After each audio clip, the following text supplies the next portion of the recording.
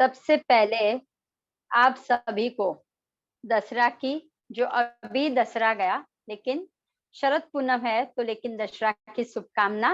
Happy Dussehra.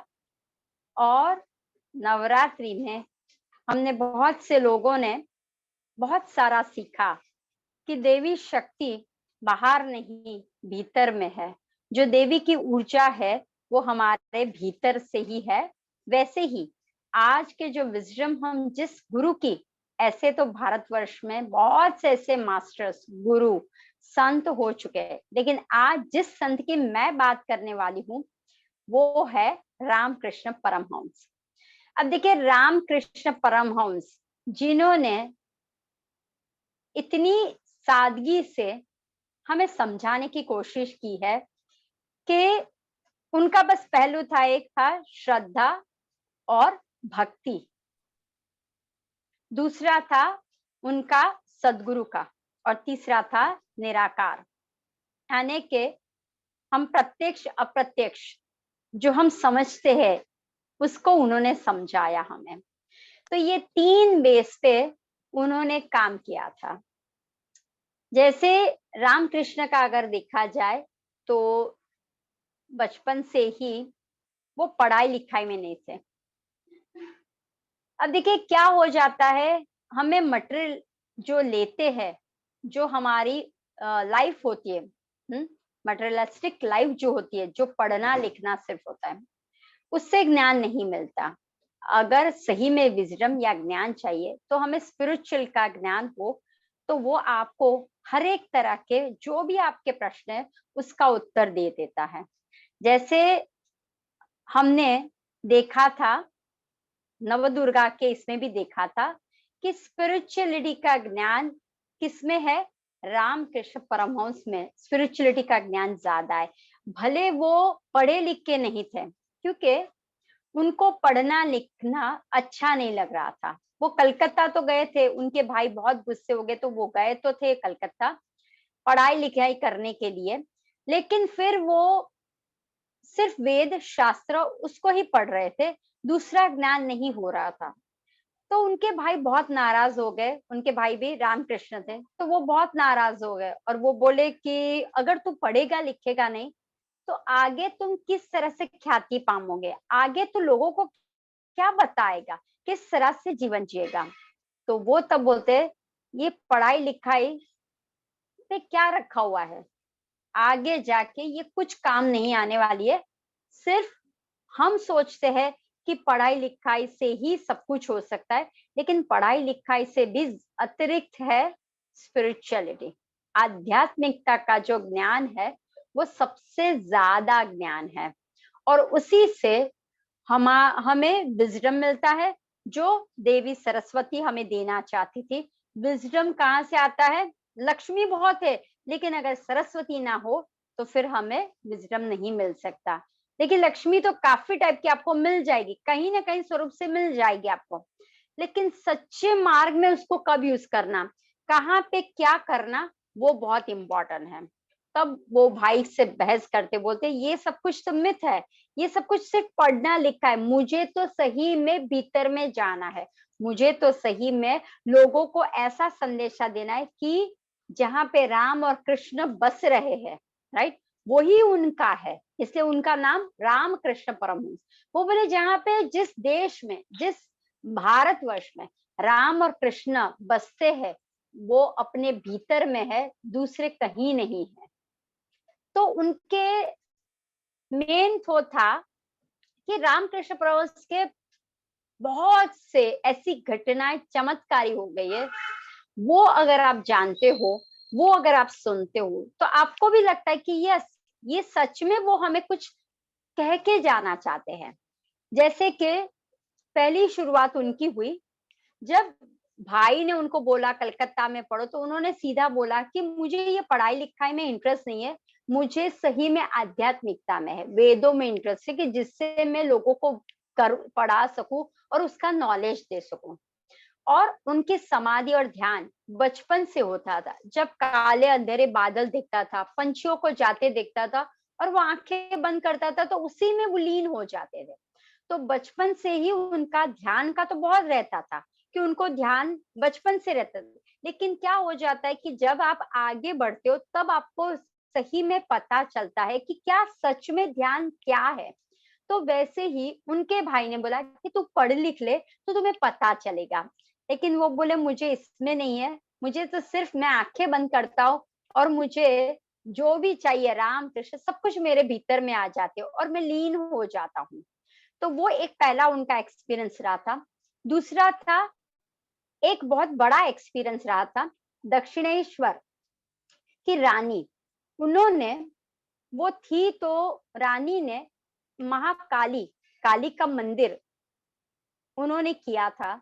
अब देखिए काली का मंदिर है तो उसकी स्थापना करनी है, उसके लिए ब्राह्मण को रखना है, लेकिन कोई उसे हेल्प नहीं कर रहा था क्योंकि वो ब्राह्मण नहीं थी, वो छूत कन्या जैसे रानी उस हिसाब की थी। अब देखिए जब हम कास्टिंग का देखते हैं, तुम हिंदू हो तुम मुस्लिम हो, तो वो भी रामकृष्ण उस पे भी एम्फेसाइज करते हैं। ये जो क्रिश्चियनिटी है धर्म के बारे में है वो बाहर है, लेकिन अगर आप हिंदू में भी देखो तो राम वही है, वही क्रिश्चियन में वो भी राम ही है, वही मुस्लिम में देखो तो अल्लाह भी राम ही है, वही आप अलग अलग इसमें देखो तो वही एक ही है, लेकिन हम अलग अलग स्वरूप से उसको देख रहे हैं। तो जैसे वो रानी ने बोला अब क्या करे, कोई ब्राह्मण वो काली के मंदिर की, काली की स्थापना नहीं करना चाहता था और कुछ भी अंदर भी एंटर होना नहीं चाहते थे। अब मैंने तो इतना बड़ा बनाया हुआ है काली का मंदिर, तो क्या होगा। तो रामकृष्ण परमहंस के बड़े भाई, उनका भी नाम राम जैसे मैंने बोला, तो वो जाते हैं और देखते हैं कि वो रानी बहुत ही ढूंढ रही है सबको, लेकिन ड्यू टू द ऐसे सरकमटेंस के कारण कोई उनके पास ऐसा व्यवहार करना नहीं चाहता था। तो उनके भाई ने एक ही बोला कि आप एक काम करो, क्योंकि आपके पास से तो कोई ब्राह्मण आएगा भी नहीं और लेगा भी नहीं क्योंकि ये शास्त्र है। तो एक काम कर सकते हो, ये जो काली का मंदिर आपने बनाया हुआ है वो आप क्या कर दीजिए, ब्राह्मण को दे दीजिए, एक ब्राह्मण को दे दीजिए, वो ही सारा हैंडल करे और पूजा अर्चना जो भी है एक ब्राह्मण को नियुक्त करे, और वहां पे जो भी खर्चा आ रहा है, जिसका भी खर्चा होगा वो आप दे देना, जिससे सरवाइव हो सके। तो वो रानी को बहुत अच्छा लगा कि ओके एटलीस्ट मैंने जो काली का मंदिर बनाया उसकी तो कुछ हो जाएगा, उसका तो पूरी तरह से जो मैं चाहती थी वैसा। वो बहुत खुश हो गई और फिर उन्होंने इसी तरह से करना शुरू किया।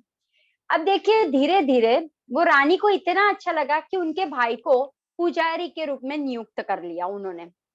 और यहाँ पे रामकृष्ण परमहंस भी स्टडी कर रहे थे, पूजा कर रहे थे, तो उन्होंने बोला कि तू एक काम कर, तू ऐसे वैसे कर रहा है तो तुम्हें सच में करना है तो मैं तुम्हें काली का किस तरह से पूजा अर्चना होती है उसका मैं ज्ञान देता हूँ, तो तुम्हें नहीं है तो एटलीस्ट तू ये भी साइड में कर सकता है, पूजा कर सकता है, अर्चना कर सकता है, इस तरह से तू आगे बढ़ सकता है। वो बोले ठीक है, वो पढ़ लेता है। अब एक बार क्या हो जाता है, रानी के जो जमाई थे वो वहां पे एक पुजारी जो था, तो वो कृष्ण की मूर्ति लेके जा रहा था, और कृष्ण की मूर्ति वो लेके जा रहा था, सडनली वो ठोकर आते हैं और वो गिर जाते हैं। अब देखिए शास्त्र में है कि अगर आप गिर जाते हो तो मूर्ति खंडित हो गई तो उसकी पूजा नहीं की जा सकती, राइट। हम बिलीव ऐसा करते हैं कि ऐसा, तब सब लोगों ने बोल दिया कि ये तो खंडित हो गई तो अब उसे गंगा किनारे पधरा दो, इसकी पूजा हम नहीं करेंगे और ये मंदिर में नहीं आएगी। तो बहुत विचार क्या करे, तब वो ये रामकृष्ण के पास जाती है कि क्या करे। तब रामकृष्ण ने बोला, बहुत अच्छा सा उदाहरण दिया, और ये उदाहरण हमें भी जब हम भी सुनते तो हमें भी लगता है कि सच में ऐसा भी हो, सही बात बोला। उन्होंने एक ही बोला कि पुजारी लेके जा रहा था, उनको ठोकर लगी और मूर्ति गिर गई। अब मूर्ति का एक पांव खंडित हो गया है, तो आप बोल रहे हो उसको नहीं कर दो, पधरा दो और विसर्जन करवा दो और नई मूर्ति करो। आप सोचिए अगर आपका बेटा या आपके घर के कोई इंसान ऐसा गिर जाता है, उनका पाँव टूट जाता है, तो आप क्या ऐसा बोलोगे कि आप उसको बदल दो, अब ये मुझे बेटा नहीं चाहिए? या फिर आप ऐसा बोलोगे अब इसको मार दो क्योंकि ये तो खंडित हो गया, उसका तो पाँव में फ्रैक्चर हो गया, तो अब हम इसको घर पे नहीं रख सकते। तो इतनी सरलता से उन्होंने बताया कि ये जो है ना हमारी सोच है, आप ऐसा करो, वही मूर्ति को कुछ अलग सा रूप दे दो, अलग सा वापस बना दो और वही मूर्ति को हम कंटिन्यू रखेंगे, उसको जोड़ लो और उसकी नई स्थापना और ये करेंगे। तो वो रानी को बहुत अच्छा लगता है कि सही में आपने बहुत अच्छा बताया, और तब से वो रानी ये राम कृष्ण से इतना कनेक्ट हो गई कि अभी से आप पूरा हमारा जो मंदिर का है वो आप ही करोगे।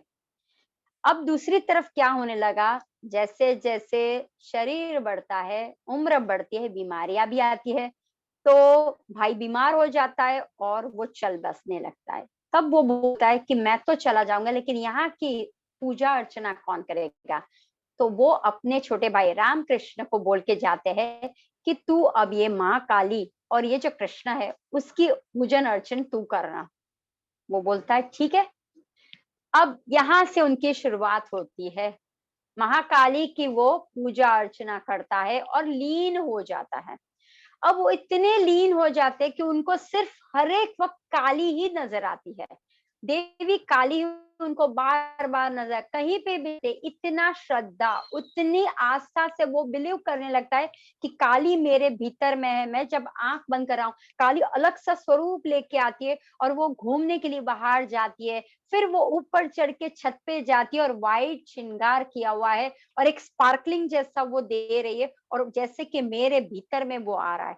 तो सभी जगह पे काली काली काली, सर्वत्र वो काली काली ही, माँ काली उसे दिखाई देती है। अब जब माँ काली में इतने लीन हो जाते हैं और वो ऐसा ही सोचते, मेरे में सिर्फ काली ही समाई हुई है, मेरे कण कण में सिर्फ काली समाई हुई है। इतने वो हो जाते हैं कि काली तू ही सब कुछ मेरा ठीक कर सकती है। जब भी वो उठते हैं, जब भी वो सोते, तो उसको सिर्फ काली के ही दर्शन होते हैं। इतने वो आस्था में चले जाते, इतने वो बिलीव में चले जाते हैं कि माँ काली के प्रत्यय। अब बीच में सडनली उनको लगता है कि मुझे कृष्ण का, अब देखिए वहां पे ही एक जगह है जहां पे कृष्ण का मंदिर, क्योंकि जैसे अपने देश में गीता कृष्ण जी, तो कृष्णमय है अपना, राम और कृष्णमय अपना देश है।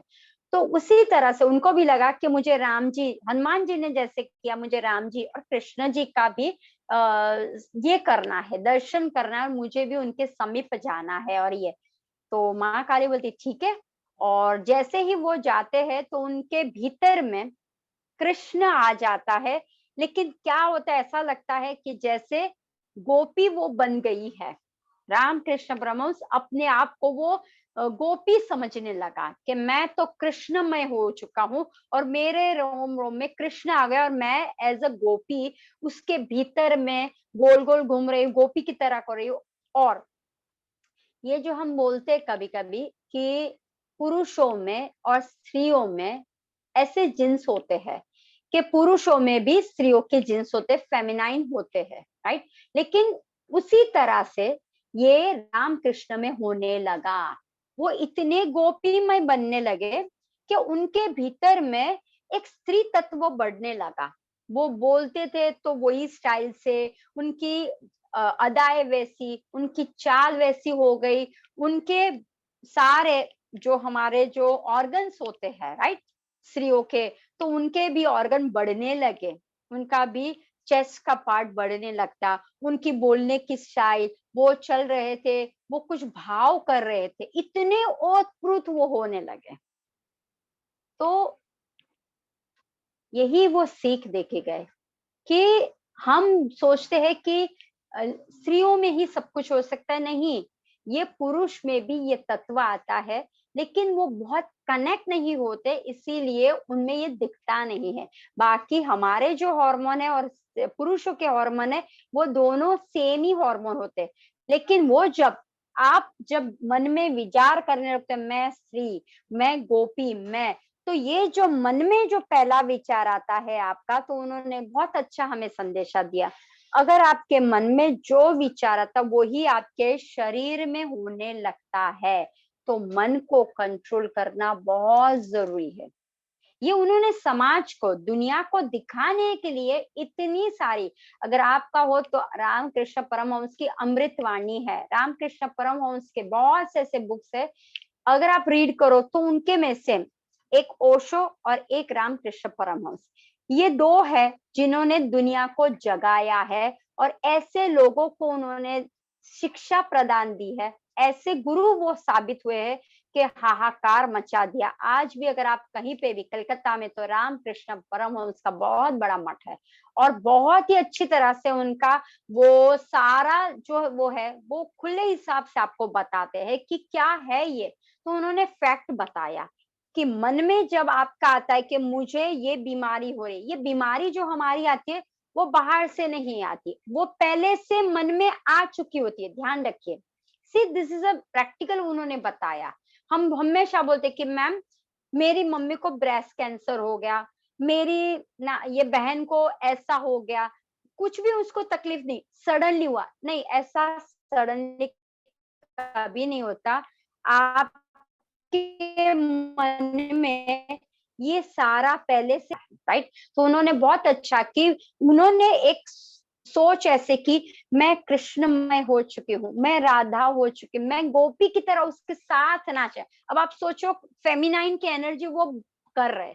अगर आप बोलोगे मैं तो एकदम टॉम बॉय हूँ, मुझे तो एक दो दुका बड़ो कर दो बेड़ू, अगर आप ऐसा ऐसा टोन करने लगोगे, I am a boy, I am a boyish की तरह, मैं मेरे देखो मस्कुलाइन है, मैं ये हूँ, तो आप देखना आपके भीतर में भी क्या होने लगेगा, धीरे धीरे जो पार्ट्स है, आपका हाथ, आपकी बोलने की स्टाइल ऐसे करके, तो आपका भी क्या होने लगेगा, वो ही फिजिकल में आने लगेगा। अगर आप बार बार सोचोगे मुझे ना यहाँ पे बहुत दुख रहा है, पता नहीं मुझे ना शोल्डर पे बहुत दुख रहा है, मुझे ना शोल्डर, तो आपका मन बार बार बोल रहा है मुझे शोल्डर पे दुख रहा है, मुझे शोल्डर पे दुख रहा है, मुझे सर्वाइकल हो गया, मुझे शोल्डर में पेन हो रहा है। तो वो क्या होगा, पहले से आप मनन करते रहते हो और फाइनल में वैसा ही हो जाता है कि आपके शोल्डर में प्रॉब्लम्स क्रिएट हो जाता है।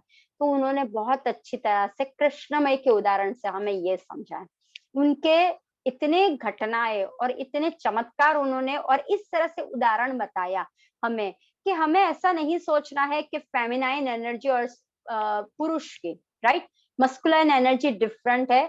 हम अर्धनारेश्वर, राम भी आपके अंदर है, शक्ति भी आपके अंदर है, स्त्री तत्व भी आपके अंदर है और कृष्ण तत्व भी है और शंकर यानी शंकर, शिव, ब्रह्मा, विष्णु सभी आपके अंदर है और माँ काली भी आपके अंदर है। लेकिन ये दिखाने के लिए संसार को उन्होंने इस तरह से किया। अब जब एक बार वो बहुत ध्यान कर रहे थे और ध्यान में क्या होने लगा, एक त्रिशूलधारी बाबा आ गए और वो त्रिशूलधारी बाबा ने बोला अगर तूने ध्यान में सो गया तो मैं त्रिशूल से तुम्हें छद कर दूंगा। अब वो डर गए, अब वो डर गए तो इसलिए वो 6 साल रामकृष्ण परमहंस ने झपकी भी नहीं मारी। उनको एक डर था कि वो मुझे छिन्न कर देगा और वो डर के मारे आंख बंद करने से डरते थे कि कहीं वो मुझे मारने ना आ जाए त्रिशूल से। तब ऐसे ही वो बैठे थे और एक सामने से एक औरत आती है और वो सामने से औरत दिखती थी इतनी सुंदर, छोटी उम्र की दिखती थी और वो औरत ने उसे बोला क्या हुआ, तो बोला मैं अगर आंखें बंद करता हूँ और तो मुझे वो मार देगा। तो बोले क्यों, तुम तंत्र विद्या सीखना चाहोगे? तो वो बोलता है ठीक है। तो इस तरह से वो अघोरी, वो उससे यानी जो स्त्री आई थी उसके पास से भी वो क्या करते हैं, तंत्र विद्या सब कुछ सीख लेते हैं। किस तरह से, तो ये सब कुछ माया है। हम सोचते हैं कि कोई मेरे सिर पे बैठा हुआ है, हम सोचते हैं कि कोई मुझे मार रहा है। सी आपने ऐसा देखा होगा कि मुझे हमेशा लगता है कि कोई मेरे पीछे पड़ रहा हो, मेरे पीछे, ये सब कुछ क्या है, एक माया है, राइट, एक तंत्र, एक माया है। तो इस तरह से उन्होंने वो अघोरी से उससे ये माया का भी सीखा, तंत्र विद्या भी सीखी और धीरे धीरे लोगों को बताते गए। अब सदगुरु कैसे बने, नरेंद्र, जिनको उन्होंने बनाया स्वामी विवेकानंद, जिनके गुरु रामकृष्ण परमहंस। स्वामी विवेकानंद जी तो बाद में, पहले नरेंद्र, तो नरेंद्र को बहुत बचपन से लेके उनको ना चटर बॉक्स बोला जाता था, चटर चटर चटर क्वेश्चंस बहुत करते रहते थे, ये क्यों, वो क्यों, ऐसा क्यों, वैसे, यानी इतने क्वेश्चंस करते थे, सब लोग भाग जाते थे उनसे। अब वो हमेशा जिनके भी गुरु के पास है बोलता था कि आपको पता है कि भगवान है, ईश्वर है, आपने कहाँ पे देखा हुआ है, कैसे, यानी इतना चटर चटर करते थे, तो सब लोग उसे है ना ज्ञान देते थे, लेकिन कोई जीतता नहीं था, तो भागी। अब इनका रामकृष्ण परमहंस का नाम उन्होंने सुना कि अच्छा ये दक्षिणेश्वर में है, चलो मैं भी जाता हूँ उनके पास। जाते और पूछते हैं कि मैंने आपका नाम सुना हुआ है, तो मुझे ये जानना है आपसे एक ही क्वेश्चन, आपने ईश्वर को देखा हुआ है, आपने ईश्वर क्या एक्सपीरियंस किया हुआ है? और आप सोचे ये तो बचपन से एक्सपीरियंस करा था, तो उनको पता चल गया, उन्होंने आंखें बंद कर दी, पहले कुछ नहीं बोले, फिर सिर्फ नरेंद्र के सामने देखा, आंखों से आंखें, क्योंकि देखो उनको ज्ञान ऑलरेडी पहले से था, उनको पहचान थी कि ये कौन है, और स्वामी विवेकानंद को भी पता चल रहा था ये कौन इंसान के साथ, किस इंसान के साथ मैं बात कर रहा हूँ। तब उन्होंने सिर्फ आंखें खोल के उनकी आंखों में आंखें मिलाई, बोला तुम्हें सचमुच में भगवान का देखना है, तुम्हें सचमुच में ट्राई करना है? सीधा बोला चल मेरे साथ। ऐसा अगर आपके सामने कोई बोले तो आपकी क्या होगी? क्योंकि सब लोग अब तक जो गुरु थे वो क्या कर रहे थे, तत्व ज्ञान सिखा रहे थे, तत्व बोध सिखा रहे थे, ये ऐसा है, ये ब्रह्म है।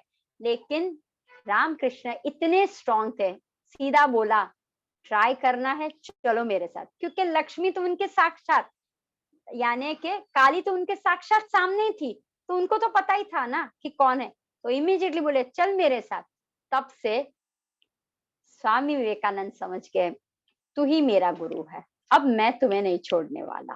क्योंकि वही बंदा जिसके ऊपर एक श्रद्धा मैं कर सकता हूँ, और वो बाद में उनके पास एज अ शिष्य पढ़ने लगा।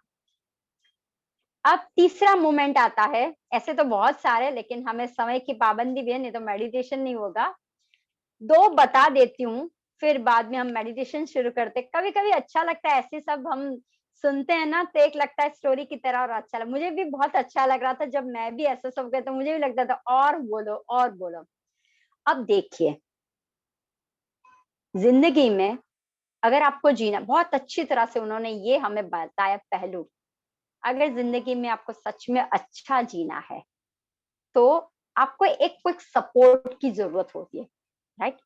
एक आपको एक मार्ग होना चाहिए, एक कि मुझे ऐसा करना है, तो आप जीने की राह देखते हो, जीवन जी सकते हो। क्या हो जाता है, वो स्वामी विवेकानंद जी उनके शिष्य बन गए, फिर ऐसे बहुत से शिष्य बन गए, और उन्होंने एक आश्रम जैसा बना दिया वहीं पे, और पढ़ाते थे। अब पढ़ाते पढ़ाते वो बीच बीच में कहीं चले जाते थे। अब ये अच्छी, बहुत अच्छी बात है।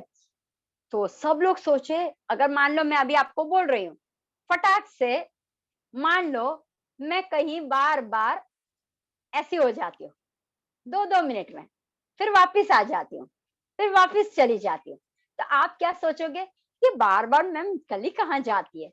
तो क्या हो जाता है, बीच बीच में वो वापिस ऐसे हाथ करके किचन में चले जाते थे। अब जो नए थे शिष्य, उनको लगा कि ये रामकृष्ण बार बार क्यों चले जाते किचन में। ये स्टोरी भावुक भी है, मुझे ये जब मैंने सुनी ना, तो मेरे आंख में से थोड़ा सा पानी भी आने लगा था, कि मैं ऐसी भावुक नहीं, लेकिन थोड़ा सा ऐसा हो जाते हम। तो वो बार बार किचन में जाते थे और देखते थे कि किचन में क्या खाना बनने वाला है आज, क्या खाना मेरी बीवी बनाने वाली है। उनका नाम था शारदा। शारदा तो क्या बना रही है? बोले आपके लिए ही बना रही हूँ मैं, आप जाइए गुरुकुल में जाइए और शिक्षा दीजिए, आपके स्टूडेंट्स क्या बोलेंगे। अच्छा अच्छा, वापिस आते और वापिस देखते, ओ आज ये सब्जी है, अच्छा, वापिस जाते, वापिस आते। अब सब शिष्यों को लगता है ये क्या हो रहा है, लेकिन स्वामी विवेकानंद को पता था कि ये सिर्फ किचन में जा रहे हैं और खाना देखने जा रहे हैं कि खाना आज क्या बन रहा है। वो बार बार जाते और बार बार। फिर एक बार शारदा गुस्से हो जाती है, उनकी पत्नी, क्या बार बार आप खाना खाना करते हो, खाना में ही जिंदगी है क्या? खाना तो तब वो बोलते हैं, अभी तुम्हें लगता है ना मैं बार बार आता हूँ, एक बार मैं चला जाऊंगा ना, फिर तुम्हें ही लगेगा कि क्यों नहीं आए, क्यों मुझे खाने के लिए नहीं पूछ रहे हो। तो वो बोले ठीक है मुझे पता है आप बहुत सारा ये बोलते हो, मुझे पता है कुछ नहीं है, अच्छा, वापस वो आते हैं, बीवी ने इतना डांटा फिर भी आते हैं, ये खाए, फिर चखते हैं, फिर वो बाहर लेके जाते तो इतना एक्साइटेड, क्या है, मुझे चखने दो, चखने दो। फिर वो वापस बीवी बोलती है, इतना खाने में मोह, इतना तो अगर आप ईश्वर में, इतना अगर आप समाधि में, इतना अगर आप ध्यान में लगाते हो तो आपका जीवन उद्धार हो जाएगा। तब वो बोलते हैं, यही खाना, जब मैं जाने का मेरा वक्त आएगा ना, तो तू मेरे सामने खाना लेके आएगी, तो मैं पलट जाऊंगा, वो खाने के सामने नहीं देखूंगा, तो समझ जाना 3 दिन के बाद मेरा मृत्यु हो जाएगा। तो इतना अच्छा सा उन्होंने बोला। फिर बाद में वो ऐसे ही कर रहे थे और सडनली दिन बीतने लगे, वो बीमार हो गए, बीमार हुए वो। और फिर वो जाती है तो उनको हो गया गले का कैंसर, न वो बोल पाते थे न वो खा पाते थे। फिर भी शारदा उनको लेके जाती थी खाना, तो वो थोड़ा सा उसके, लेकिन एक दिन वो मुंह पलट लेते, तो उसके हाथ से थाली गिर जाती है कि अरे, तब याद आता है उनका कि 3 दिन के बाद मैं चला जाऊंगा। तो बोलते कि आप क्यों ऐसा कर रहे थे? बोले, अरे पगली, मुझे पता था मेरा जीवन बहुत शॉर्ट था, मैं नहीं रहने वाला था, लेकिन अगर मैं ऐसा कोई मार्ग न लेता तो ये जिंदगी में मैं कभी, ये लाइफ में कभी मेरा अचीवमेंट नहीं पाता। ये एक खाने को मैंने मार्ग बना लिया था, मेरा जीवन तो बहुत पहले ही चला गया था, मैं तो सब कुछ छोड़ दिया था मैंने तो। लेकिन एक होता है ना, मुझे खाना खाना है, मुझे खाना बहुत अच्छा लगता है। आपके घर पे अगर कोई बुजुर्ग होगा तो उसको देखना खाने की बहुत ये रहती होगी। तो वो बोलता है कि अगर मैंने इसलिए खाने को अपना एक शस्त्र बना लिया कि खाना खाना मैं करूंगा ना, तो मेरे में आसक्ति वो रहेगी, तो उस हिसाब से मैं जी पाऊंगा। अगर मैंने सब कुछ छोड़ दिया तो मैं कब का चला गया था। तो इसी वजह से मैंने ये खाने को एक एक मार्ग बनाया था, कि जिस वजह से मैं लोगों को बता सकूं कि आपके जीवन में भी ऐसा कोई आप मार्ग अच्छा रखो कि उसके भरोसे आप नैया पार कर सको। और धीरे धीरे वो बोलता है कि मुझे सब कुछ पता था, अन्न जरूरी नहीं है जीने के लिए, लेकिन मैं तो समाज को दिखाने के लिए, मैं तो जी के लोगों को बताने के लिए कि ये सब कुछ जो हो रहा है ना, वो सिर्फ बाहर के लिए है। अगर आप अंदर हो, सच में अंदर, तो सब कुछ अन्न भी आपके अंदर ही है। इतना सुंदर वो बोलते हैं, ये आप जब पढ़ोगे सुनोगे ना, तो सचमुच मुझे खुद को अभी भी फील ये हो रहा है कि इस तरह से उन्होंने बताया, तो हमें खुद को लगता है कि हाय, हम लोग हमेशा बड़े लोगों को बोलते हैं कि क्या खाना खाना कर रहे हो, तो वो एक मार्ग लेते हैं। किसी किसी को सुनना होता है, किसी किसी को अन्न का होता है, किसी किसी को कुछ लास्ट मोमेंट पे होता है। तो उन्होंने ये बहुत अच्छा हमें सबक सिखा के गए कि एक ऐसा मार्ग चुनो आप, कि जिससे आपको एक जीने का राह दिखाई दे कि नहीं, मुझे आगे जीना है। उसी तरह से उनके जीवन में आए तोताराम, ये बहुत ही प्रचलित गुरु तोताराम। अब तोताराम को बहुत ज्ञान था, लेकिन जो ज्ञान 40 साल तक नहीं कर पाए थे, नहीं लिया था, वो रामकृष्ण ने सिर्फ 3 दिन में ले लिया। जब तोताराम आते हैं तो देखते हैं कि ये इसके पास बहुत नॉलेज है और मुझे अब इसको वेदांत का नॉलेज देना है। तो वो बोलते, मैं तुम्हें वेद सिखाऊंगा और तू सीखना चाहेगा? तो बोले ठीक है। तो बोले ठीक है, तू एक काम कर, तू ध्यान पे बैठ। वो ध्यान पे जैसे ही बैठता है तो बोले, क्या दिख रहा है तुम्हें? मुझे मेरी माँ दिखा रही है, मुझे काली, मुझे माँ के स्वरूप में दिखाई दे रही है। तो वो बोले, फिर इस तरह से अगर तू रहा तो तू भक्ति मार्ग में चला जाएगा, और ये हमारा उद्देश्य नहीं है कि आप किसी के पीछे पागल की तरह पड़ जाओ। ये हमारा उद्देश्य नहीं है। ये संसार में हमें नहीं बताना है, तुम्हें सब कुछ छोड़ देना है। जब तू छोड़ेगा, जब उसके बाहर निकलेगा, तब तुम्हें एक नया रूप मिलेगा, और वही सत्य है। वही चैतन्य की तरफ तुम्हें लेके जाएगा। तो वो बोलता है लेकिन मैं काली को छोड़ नहीं सकता। ठीक है, एक काम कर, जब तू ध्यान करने बैठे और काली आ जाए ना, उसको तलवार से उड़ा देना। तो बोलते मैं और काली को कैसे उड़ाऊं, मेरे पास कुछ भी नहीं है। जैसे तू काली को लाता है वैसे ही तलवार को भी ला और उसका गला छांट दे। तो बोलता है मैं ऐसा नहीं कर पाऊंगा। ठीक है, तो जैसे ही ध्यान में जाए ना, वो क्या थे, रामकृष्ण परमहंस ध्यान में जाते थे ना, तो काली के पीछे इतने झूमने लगते थे, ऐसा मस्ती करने लगते थे, डोलने लगते थे, झूमने लगते थे। तो तू जैसे ही ये करेगा ना, मैं तुम्हारे आज्ञा चक्र पे हाथ रखूंगा, एक कांच रख दूंगा, तू तब भी एक शस्त्र उठा लेना। बोले ठीक है।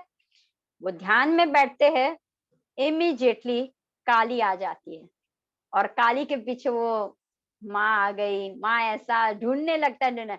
अब तोताराम बोलता है अरे मार उसको मार, कुछ भी नहीं हुआ क्योंकि दोनों लीन हो गए। अब वो दोनों लीन हो गए, फिर बाहर निकला और तोताराम ने पूछा तूने क्यों नहीं मारा काली को। मैं कैसे मारता, वो तो माँ है मेरी और वो ही हमेशा मेरे आगे पीछे रहती, मैं कैसे मारता। ठीक है, अब वापिस तू ध्यान में बैठ और जैसे तू लीन हो जाएगा ना, मैं तुम्हें आज्ञा चक्र पे हाथ लगाऊंगा। वो बोले ठीक है। वापिस बैठते हैं वो ध्यान में। जैसे ही ध्यान में काली आ जाती है, उनके भीतर में आने लगती है और वो डोलने जैसे ही लगते, फटाक से तोताराम जी क्या करते महाराज, उनके सिर पे यहाँ पे आज्ञा चक्र पे कांच रख देते हैं और जैसे ही वो रखते ना और बोलते उठा तलवार और छीन दे।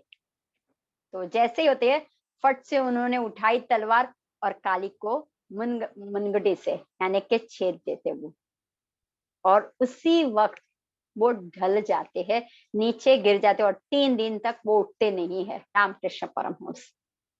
और जो 3 दिन के बाद वो जब उठते हैं, तब उनका स्वरूप ही अलग हो जाता है। जो काली देख रहे थे वो तो मिथ था, वो तो मिथ्या की काली थी, ये तो माया की काली उसको दिखाई दे। लेकिन जब उन्होंने उसको छिन्न कर दिया, तब उसका जो ब्रह्मांडीय रूप, जैसे अर्जुन को रूप देखा कृष्ण का साक्षात्कार ब्रह्म स्वरूप रूप देखा, वैसे ही उन्होंने काली का ब्रह्मांड का स्वरूप देखा और वो समझ गए यही है सब कुछ। और तोताराम जी वही बोले मैं 40 साल तक ये नहीं कर पाया, तूने सिर्फ 3 दिन में ये इतना अच्छा किया। सो सी हमें जिंदगी में ऐसे बहुत से बार हम लोग पीछे जाते हैं, राइट, और फिजिकल में बहुत रहने की कोशिश करते हैं। तो आपको अगर भीतर से काली के दर्शन करने, हम हमेशा बोलते कि ध्यान में न तो आपको चैंटिंग करना है, ना आपको मंत्र चैंट करना है, ना आपको कुछ गुनगुनाना है, ना तो आपको किसी को थर्ड आई से देखना है, ना ही आपको कोई एक प्रतिबिंब को देखना है या फोटो को देखना है। ये सब कुछ स्टार्टिंग का होता है, आप जब ध्यान नहीं कर सकते हो।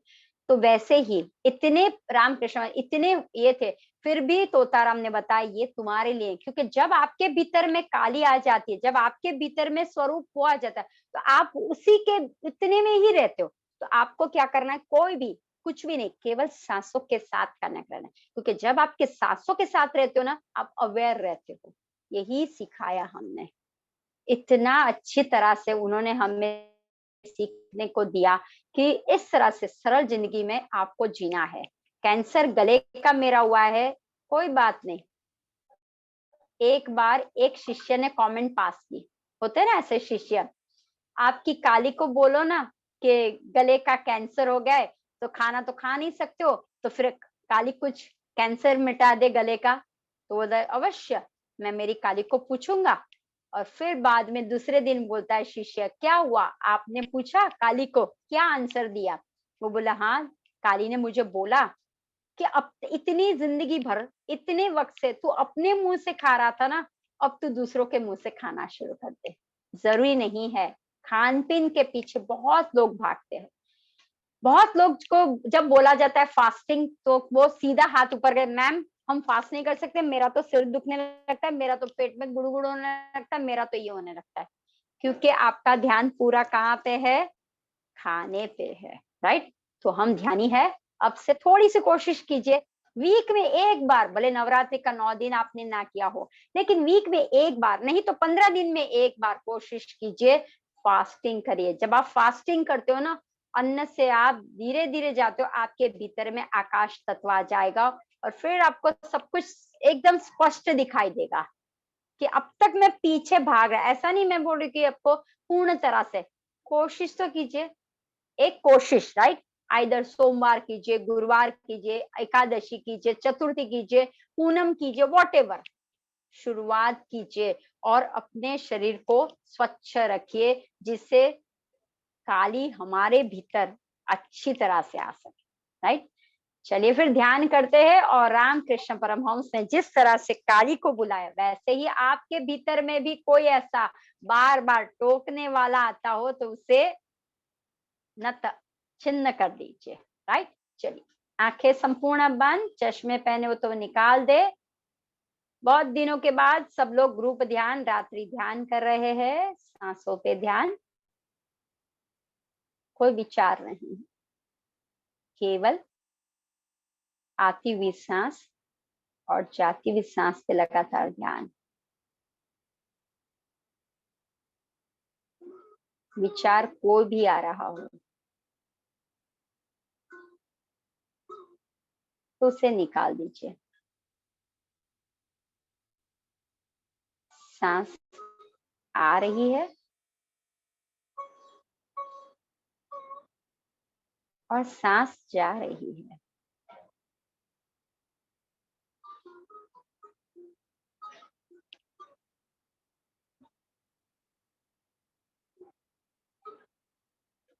सांसों के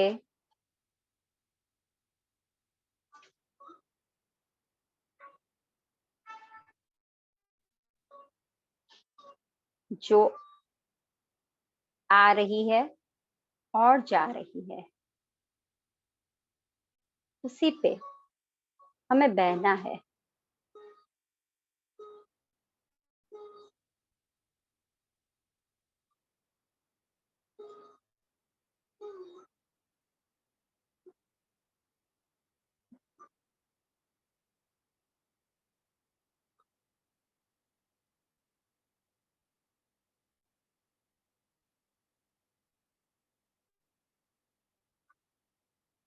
दोनों हाथों को, फिंगर्स को फिंगर्स में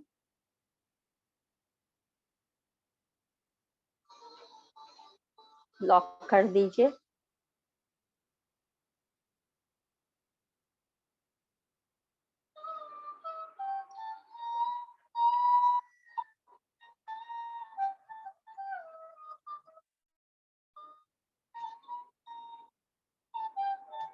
म्यूजिक की आवाज आ रही है?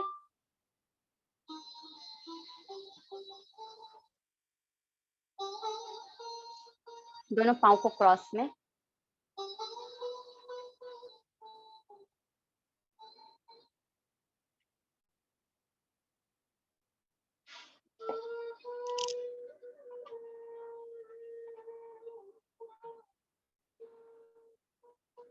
हजार गुने प्रश्न हमारे भीतर में आते हैं,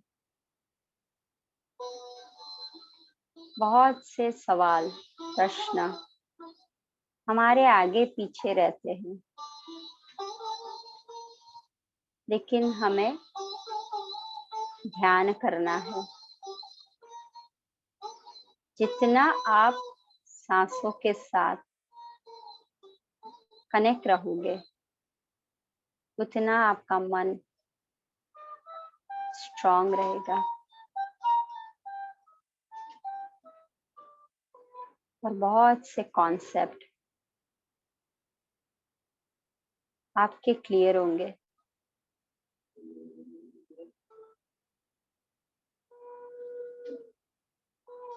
रामकृष्ण परमहंस एक साक्षात हमारे सामने उदाहरण है, जिंदगी को कैसे जीना है, कैसे सादगी से, कैसा व्यवहार, कैसी वाणी और सच्चाई क्या है, वही हमें सिखाया है।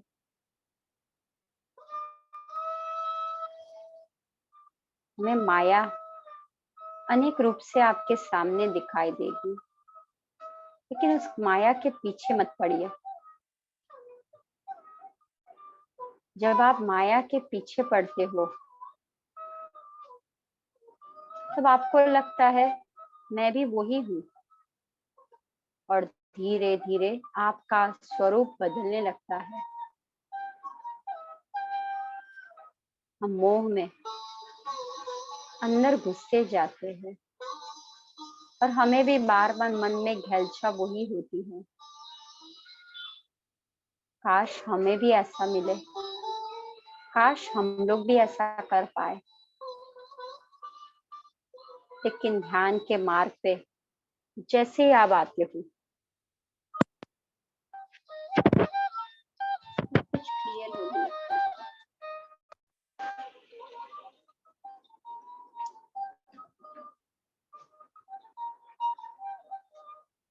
धीरे धीरे हमारे भीतर की आसक्ति कम होने लगती है और हमें गहराई में लेके जाती है। सादगाई से कैसे रहना है, कब क्या करना है,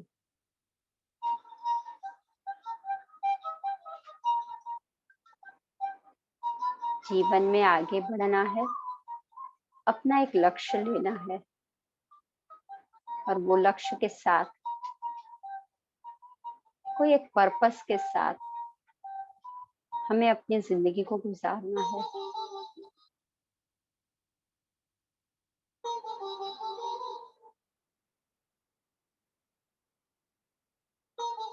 आती हुई सांस और जाती हुई सांस पे आपको लगातार ध्यान रखना है। कहीं ये सांस मेरी नजर के बिना, मेरे लक्ष्य के बिना यहाँ वहां ना चली जाए।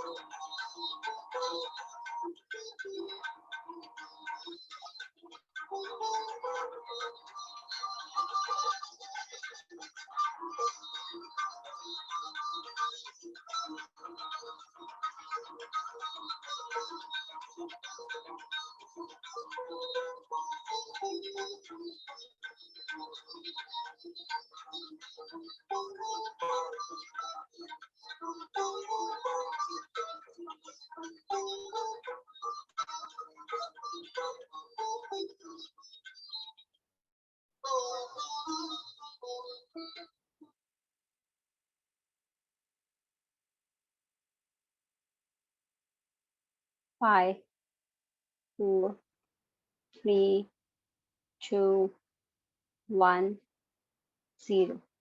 अपने दोनों हाथों को चेहरे से पे लगाइए। 5, 4, 3, 2, 1, 0। अपने दोनों हाथों को चेहरे से हटाइए।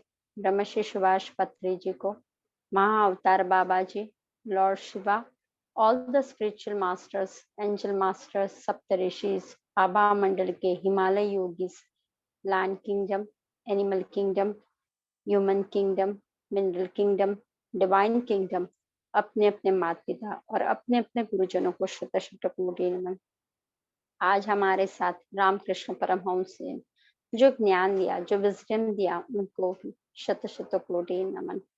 आप सभी ने जो ग्रुप ध्यान किया, आप सभी का धन्यवाद, शुक्रिया। एक प्यारी सी मुस्कान के साथ धीरे से आंखें खोलोगे।